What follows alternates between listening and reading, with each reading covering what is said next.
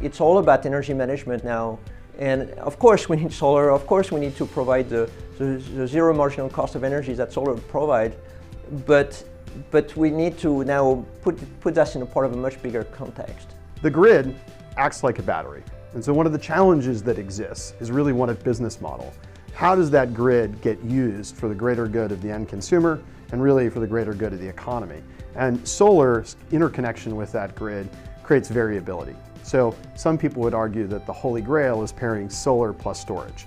And that pairing of solar plus storage really allows you to have a tremendous amount of flexibility and allow both technology types to take off. This is about solving the energy problem. So very soon, instead of people going out there and buying a solar system, they actually go out there and buy an energy system.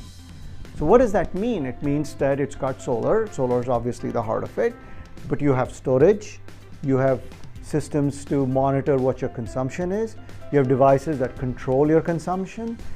All of that managed seamlessly through an energy management system, and it provides you with real benefit. The price of solar has dropped dramatically, and we're at that point with batteries where we were with solar 10 years ago. We're going to see the same cost reductions in batteries that we saw in solar panels over time with the consolidation of manufacturing, the advancements in efficiency. Today, a consumer can put in a new HVAC system so that they get more efficient heating and cooling. That uses less electricity and reduces the amount of electricity that they're going to use overall in their home in a given year.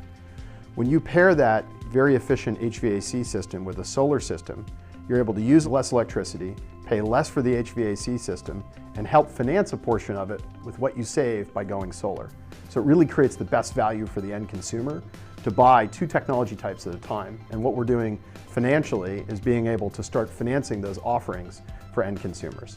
If I were to take a battery which has a positive terminal and a negative terminal, looks like a little black box, and I stick it in my garage, it's going to do nothing but act like a weight.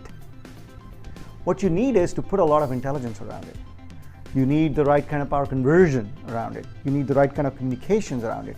You need the right kind of software around it. You need the right kind of heuristics that makes decisions. It's not a battery, it's a complete solution. The innovation that we see happening in the market is really bundling those products. It gives more value to the end consumer, and it creates more value for the company that's created the technology or in selling and installing it, and it creates more value for really investors in the marketplace.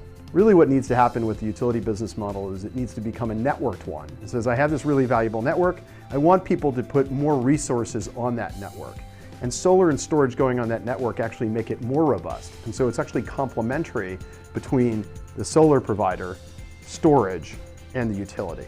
And that transition is one that's going to take a lot of brains and power electronics. And that's something you see happening from someone like Enphase. It's not just about generation, it's not just about consumption, it's not just about storage, it's about a mix of all three. And the way we can intelligently make them work together.